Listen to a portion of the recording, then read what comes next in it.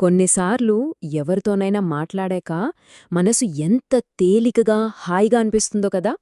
కాని మరికొన్నిసార్లు అబ్బా ఎందుకు మాట్లాడామా అని ఒక రకమైన భారం. ఎందుకిలా? ఆ తేడా అంతా మన మాటల్లోనే ఉంది. మన మాటలు బంధాల్ని పెంచగలవు, లేదా మనకు తెలియకుండానే దూరాన్ని సృష్టించగలవు. సో ఈరోజు మనం ఆనందాన్ని పంచే సంభాషణల వెనుకున్న ఆ చిన్న సీక్రెటేంటో తెలుసుకుందాం. ఒక్క క్షణం ఆలోచిద్దాం.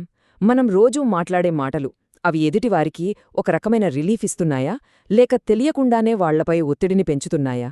మన ఉద్దేశం చాలా మంచిదే కావచ్చు, కాని దాని ప్రభావం ఎలా ఉంటోంది?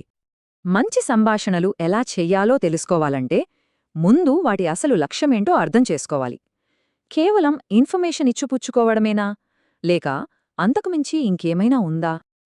వినడానికి ఎంత సింపుల్గా కాని ఎంత పవర్ఫుల్గా ఉందో కదా ఈ మాట. ఇద్దరు కలిసినప్పుడు ఆ సంభాషణ ఇద్దరికీ సంతోషాన్నివ్వాలట. ఇక్కడ పాయింట్ గెలవడం కాదు, సలహాలివ్వడం కాదు, జస్ట్ పరస్పర ఆనందం. అయితే ఈ ఐడియా వినడానికి చాలా బావుంది. కానీ మన రియల్ లైఫ్లో ఎప్పుడూ ఇలా జరగదు. మనం మంచి ఉద్దేశంతో మాట్లాడినా సరే కొన్ని సంభాషణలు చాలా ఇబ్బందికరంగా, స్ట్రెస్ఫుల్గా ఎందుకు మారతాయి? అసలు ప్రాబ్లం ఎక్కడొస్తోంది? ఆ సమస్యను అర్థం చేసుకోటానికి ఒక సింపుల్ రియల్ లైఫ్ ఎగ్జాంపుల్ తీసుకుందాం. మనం రోజూ మన ఇంటి బయట, అపార్ట్మెంట్లోనో, మన పొరుగువారితో మాట్లాడే ఆ చిన్న చిన్న మాటలు, ఆ లిఫ్ట్లోనో కారిడార్లోనో జరిగే ఆ 2 నిమిషాల సంభాషణలోనే అసలు విషయం దాగి ఉంది. చూడండి, ఇక్కడే మనకు తేడా క్లియర్గా కనిపిస్తుంది.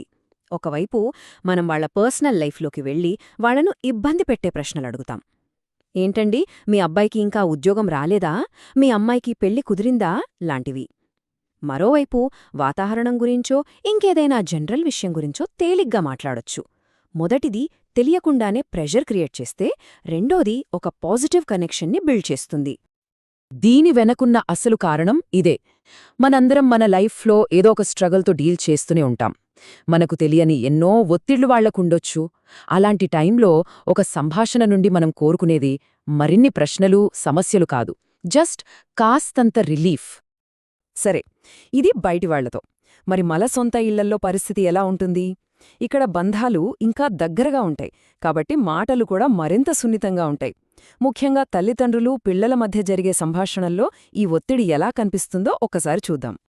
ఈ ప్రశ్నలు చాలా ఇళ్లల్లో మనకు కామన్గా వినిపిస్తాయి. తల్లిదండ్రుల ప్రేమ, కేరింగ్ నుంచే వస్తాయని మనకు తెలుసు.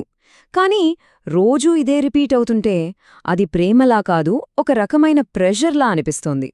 వాళ్లు సమాధానాలు చెప్పలేక వాళ్లలో వాళ్లే కుమిలిపోయేలా చేస్తుంది. ఇక్కడే మనం వాళ్ల అసలైన నీడేంటో అర్థం చేసుకోవాలి. వారికి కావాల్సింది సలహాలు కాదు, మరిన్ని ప్రశ్నలు, అంతకన్నా కాదు. రోజంతా బయటి ప్రపంచంతో స్ట్రగుల్ చేసి అలసిపోయి ఇంటికొచ్చిన వాళ్లకు తల్లిదండ్రుల నుండి కావాల్సింది కొంత విశ్రాంతి, ప్రశాంతత, అంతే. మరి ఆ కంటిన్యూస్ ప్రెజర్ వల్ల వచ్చే రిజల్ట్ ఏంటి? ఇదిగో ఇదే. కమ్యూనికేషన్ అనే డోర్కి తాళం పడిపోతుంది. పిల్లలు నెమ్మదిగా తమ మనసులో మాట చెప్పడం ఆపేస్తారు. రానూ రానూ తల్లిదండ్రులతో మాట్లాడటమే మానేస్తారు. అయితే ఈ పరిస్థితిని మార్చలేమా అంటే ఖచ్చితంగా మార్చవచ్చు. మన మాటల విధానంలో ఒక చాలా చిన్న మార్పు తీసుకురావడం ద్వారానే అద్భుతాలు చేయొచ్చు. ఆ మార్పేంటో ఇప్పుడు చూద్దాం. సొల్యూషన్ మనం అనుకున్నంత కష్టమేమీ కాదు. నిజానికి చాలా సింపుల్. ప్రశ్నల వర్షం కురిపించే బదులు ముందు ఇంట్లో ఒక ప్రశాంతమైన, కంఫర్టబుల్ వాతావరణాన్ని క్రియేట్ చేయాలి. వాళ్లకిష్టమైన ఫుడ్, ఒక చిరునవ్వు, నేనున్నాను అనే ఒక చిన్న భరోసా, ఇవి చాలు. సో ఫైనల్గా మన గోల్ ఒక్కటే. అది పొరుగువారితో అయినా, మన సొంత పిల్లలతో అయినా. మనతో మాట్లాడిన తర్వాత వాళ్లకి భారం తగ్గాలి, సంతోషం పెరగాలి. మనతో సంభాషణను వాళ్లొక బహుమతిలా ఫీలవ్వాలి, ఒక శిక్షలా కాదు.